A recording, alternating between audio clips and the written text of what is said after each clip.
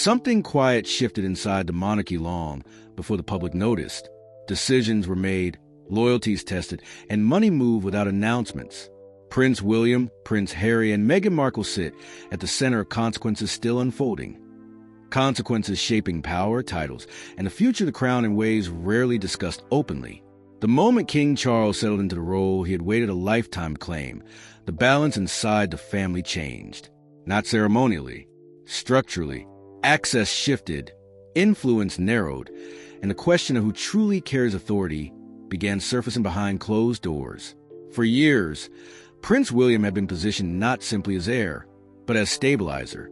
Reports claimed senior courtiers increasingly routed decisions through his office, particularly on matters involving public trust and long-term legacy. This was not announced. It was felt. Calendars changed. Briefings tightened. Priorities hardened. Prince Harry's departure altered more than geography. Sources suggested disrupted an unspoken contract. Loyalty in exchange for protection. Once that arrangement fractured, the institution adjusted accordingly. Silence replaced consultation. Distance replaced negotiation. What followed was not retaliation, but recalibration. Meghan Markle's role has been framed in countless ways, often carelessly.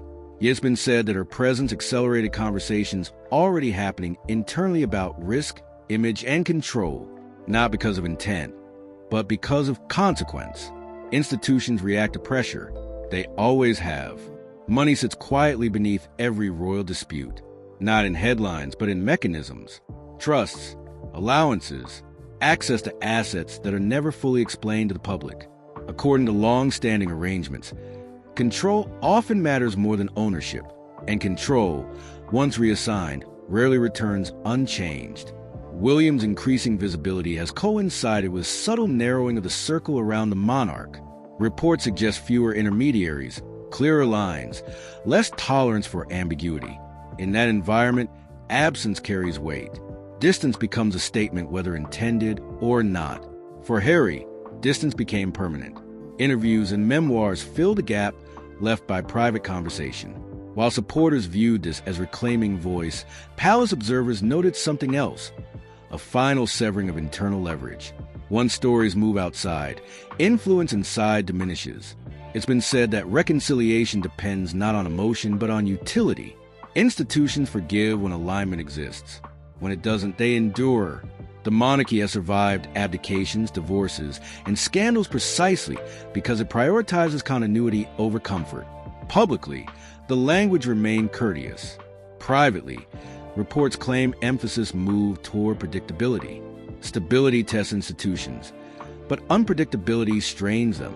In times of transition, the crown historically favors the option that minimizes future repair. Sources suggest financial planning followed the same logic. Streamlining, consolidation, and clearer succession pathways became priorities. Not dramatic cuts, not visible gestures, just systems quietly aligning with a single long-term horizon. Behind the scenes, discussions reportedly shifted toward future-proofing. Titles, roles, visibility, not as punishment, but as insulation. Every public appearance, every statement, every absence began to be weighed for its downstream effect on William's eventual reign. This is where the narrative often oversimplifies. There are no singular villains, no master plans revealed in dramatic meetings. There is process, incremental change, quiet decisions stacking until outcomes feel inevitable.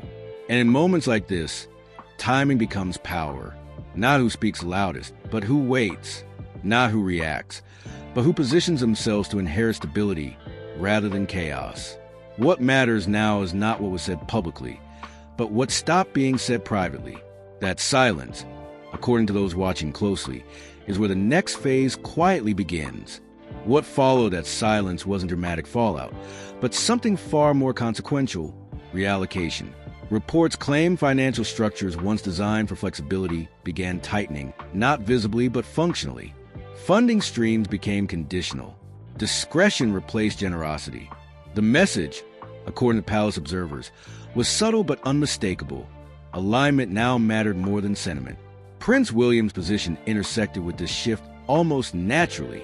As future king, He represents continuity investors trust, charities rely on, and governments anticipate. Sources suggest this made his household the logical center for long-term planning, not because of ambition, but because institutions gravitate towards certainty when risk rises. Prince Harry's financial independence, often framed as freedom, carried hidden costs. Without institutional backing, private ventures absorbed public scrutiny alone. Media deals brought revenue, but also volatility.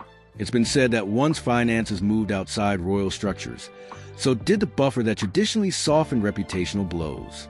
Meghan Markle, too, became part of this recalculation. Brand building brought opportunity, but also scrutiny the monarchy is structured to avoid. According to reports, this contrast sharpened internal concerns about dilution of authority, not moral judgment, strategic distance. Money, however, was only the first layer. Reputation followed closely behind. Quietly, briefing strategies changed. Language became more precise. Omissions spoke louder than statements. Appearances were curated not for popularity, but for predictability. The institution, sources suggest, was narrowing its risk profile. Public sympathy fluctuates. Institutions plan beyond it.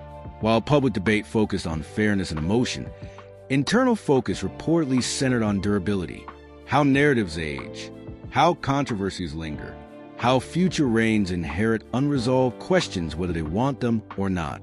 Prince William's increasingly measured public presence aligned with this thinking. Calm, sparse, purposeful. Each appearance reinforced an image of steadiness without commentary. Observers noted what wasn't said as carefully as what was. Restraint, in this context, became reputational currency. Prince Harry's continued visibility worked differently. Each new disclosure reopened conversations the palace had already closed internally. Reports claimed this prolonged uncertainty, not just for public perception, but for internal trust. Institutions struggle with open-ended narratives. They prefer conclusions, even imperfect ones. This divergence began affecting structure. Committees, advisory roles, invitations, not revoked loudly, but allowed to lapse. It's been said that when access narrows, influence follows quietly behind. No announcements necessary. As reputational distance widened, institutional posture hardened. The monarchy's survival has always depended on its ability to appear above conflict, even while managing it internally. That balancing act reportedly grew more delicate as personal stories collided with constitutional roles. Behind closed doors, discussions reportedly turned to legacy protection. Not today's headlines, but tomorrow's textbooks. How future generations would interpret this period, whether it would read as turbulence or transition. Legacy planning is unforgiving. It reduces complex relationships into chapters. Names become footnotes or pillars. Choices made in restraint echo longer than those made in anger. And this is where tension deepened. Because legacy isn't inherited automatically. It's shaped by what institutions choose to remember and what they quietly let fade. There's a point where institutions stop reacting and start preparing. According to those familiar with palace thinking, that moment arrived quietly, when reputational management alone was no longer enough. The conversation shifted from damage control to architectural design, how the monarchy would function, not just survive, in the decade ahead. This is where structure matters more than sentiment. The crown is not a family business in the traditional sense. It is a constitutional mechanism, and mechanisms require predictability. Reports suggest that internal planning began prioritizing clarity over inclusion, even when that clarity felt emotionally costly. Prince William's role within this framework became less symbolic and more operational. His influence, it's been said, extended beyond public appearances into institutional rhythm. Fewer voices, shorter chains, clearer endpoints. Not consolidation for its own sake, but insulation against future fracture. Prince Harry's absence, once framed as temporary distance, gradually assumed a different meaning internally. Sources suggest it became categorized as externality, something to be managed, not integrated. This distinction matters because institutions treat internal tension differently from external pressure. One is negotiated, the other is mitigated. Meghan Markle's ongoing public presence reinforced that boundary, not intentionally, according to those who observe these dynamics, but structurally. Visibility outside the system changes how the system responds. It doesn't chase. It stabilizes inward. By this stage, reputational concerns evolved into institutional safeguards. Advisory councils reportedly narrowed. Communications protocols tightened, not publicly announced, but perceptible to those who know how these systems breathe. When institutions brace, they do so quietly. What complicates this moment is timing. King Charles inherited not just a crown, but a compressed horizon. His reign, by necessity, operates with an acute awareness of succession. Decisions are filtered through a single question: how does this land under the next monarch? That question reframes everything. Personal reconciliation becomes secondary to institutional continuity. Emotional resolution yields to narrative closure. It's been said that the monarchy prefers endings to ambiguity, even if those endings feel unresolved to the public. This is where legacy becomes the dominant force. Not legacy as reputation, but as record, archives, footnotes, precedent. The crown thinks in centuries. Every deviation sets a marker future reigns must acknowledge or correct. Prince William's alignment with this mindset has been noted by observers. His approach appears measured, almost intentionally unreactive. Each silence creates space. Each absence reduces volatility. In institutional terms, this is not weakness, it's risk management. Prince Harry's continued disclosures, by contrast, keep narratives open. Each new account extends the life of a story the institution has already moved past internally. Reports suggest this creates a widening asymmetry. One side closes chapters while the other continues writing. This divergence matters because institutions are shaped by what they archive, not what they debate publicly. What enters the official record is filtered. What remains outside eventually loses institutional weight, regardless of public interest. At this stage, the tension is no longer personal. It's procedural. Titles, roles, and recognition function as instruments, not rewards. When instruments are adjusted, they reflect long-term calibration rather than immediate reaction. It's been said that modern monarchies survive by mastering invisibility. Not absence, but subtlety. Power exercised quietly lasts longer than power asserted loudly. In that context, the most consequential decisions are often the least visible.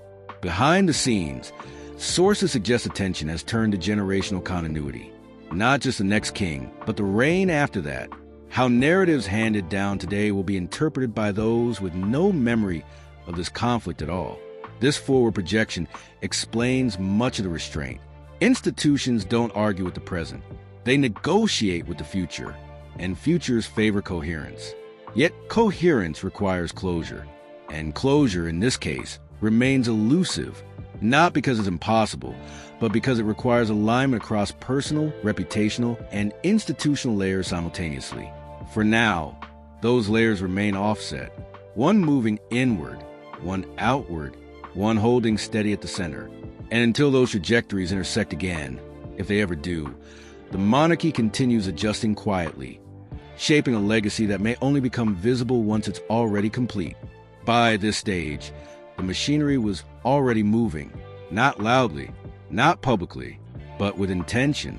According to those who study royal systems closely, the monarchy had entered a phase where emotion was no longer the primary variable. Continuity was.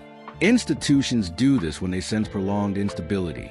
They stop waiting for resolution and start designing around its absence. Reports suggest that's precisely what happened. The question quietly shifted from, can this be repaired, to what if it isn't? That shift reframes everything. Prince William's role at this point appears less about succession and more about stewardship, not of people, but of narrative. What future historians will see as coherence rather than fracture. Observers note that his public restraint coincided with deeper institutional embedding. The quieter he became, the more structurally central he appeared. This is not accidental. Monarchies survive by controlling tempo, slowing moments down, letting urgency expire. In that sense, silence becomes strategy, and strategy becomes legacy. Prince Harry's position, by contrast, remain fluid. Each public appearance reintroduced variables the institution had already bracketed. It's been said that unpredictability is not a moral failing inside systems like this. It's a logistical problem, one that institutions mitigate by reducing dependency. That mitigation rarely looks like confrontation.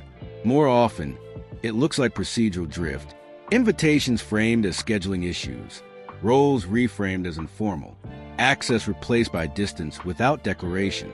Meghan Markle's continued visibility outside royal structures reinforced that pattern, not as cause but as confirmation. When identity is shaped externally, institutions stop shaping around it. They adapt inward instead.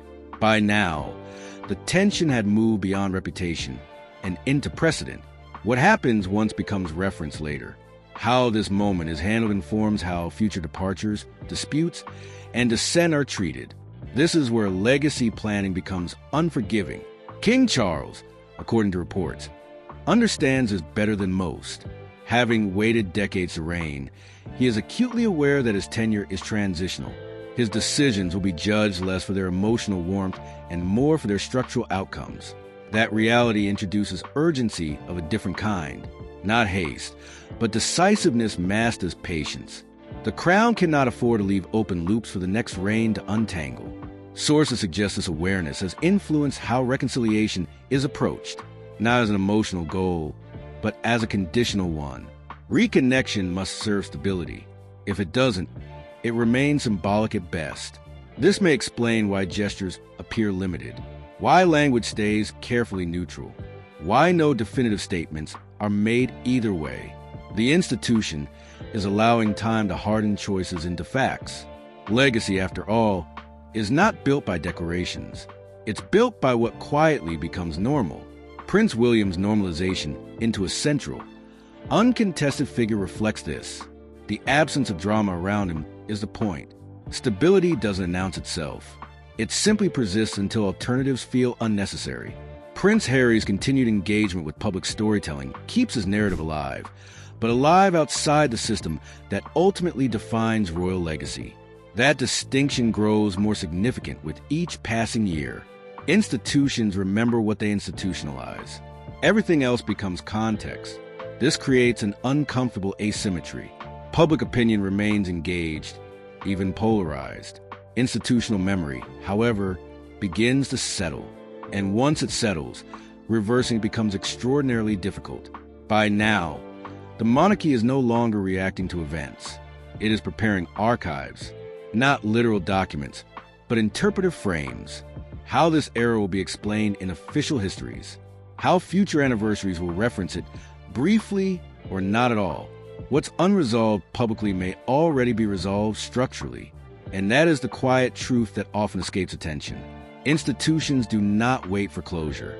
They manufacture it through time, repetition, and omission. The longer trajectories diverge, the less dramatic the ending needs to be. Distance itself becomes a conclusion. Yet legacies are rarely sealed in one reign.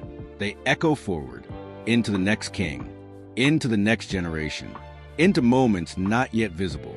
And it is there, beyond the immediate, beyond the personal, that the final consequences of this period are still taking shape. There comes a point when history stops recording conflict and starts recording outcome. According to those who understand how monarchies endure, that point often arrives quietly, long after public attention drifts elsewhere, not with reconciliation, not with rupture, but with permanence.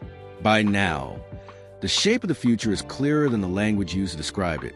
Prince William stands increasingly as the embodiment of continuity, not because alternatives disappeared, but because the institution aligned around him without hesitation. His authority is not asserted, it's assumed, and that distinction matters. Power that needs no defense lasts longer than power that demands explanation. Prince Harry's path, meanwhile, continues outward, not diminished, but redefined. Sources suggest the monarchy has mentally categorized him not as opposition, but as parallel, adjacent to the story, not embedded within it. That framing allows the institution to move forward without resolving every grievance. Meghan Markle's influence follows the same trajectory: public, independent, uncontained. and therefore, from an institutional standpoint, outside the core equation, not erased, simply no longer central to decision-making that defines the crown's future. This is how legacies harden, not through declarations, but through repetition, through what becomes routine, through which figures remain consistently present when history is written, and which ones appear as contextual references rather than structural pillars. King Charles's reign will likely be remembered not for transformation, but for transition, a narrowing of focus, a tightening of narrative, an intentional handoff to the next era without unresolved instability. Reports suggest this awareness guides much of his restraint. The monarchy, after all, does not measure success in popularity spikes. It measures survival in generational arcs. It has outlasted scandals, wars, abdications, and revolutions by prioritizing coherence over consensus. What feels unresolved now may already be resolved institutionally, not emotionally, not publicly, but structurally. And structural resolutions are the ones that endure. The unanswered questions remain compelling precisely because they may never be answered directly. Will reconciliation happen? Possibly. Will it redefine the institution? Unlikely by the time reconciliation arrives. If it does, the system may no longer need it. Future reigns inherit frameworks, not feelings. They inherit precedents, not intentions. What is being built quietly now will shape what feels inevitable later. Years from now, this period may be summarized in a few restrained lines. A moment of adjustment, a recalibration, a narrowing of the crown's operational core. The emotional weight felt today will be compressed into institutional language. And that may be the most telling outcome of all, because power rarely announces when it's finished adjusting. It simply moves forward, leaving behind a version of events that feels settled only because enough time has passed. The monarchy has chosen its direction, not loudly, not dramatically, but with the kind of quiet certainty that defines institutions built to last. What remains now is not a question of who spoke, but of who stayed central when the system moved on. Thank you for watching. If this perspective added clarity to a story often clouded by noise, you'll find more analyses waiting for you on your screen now.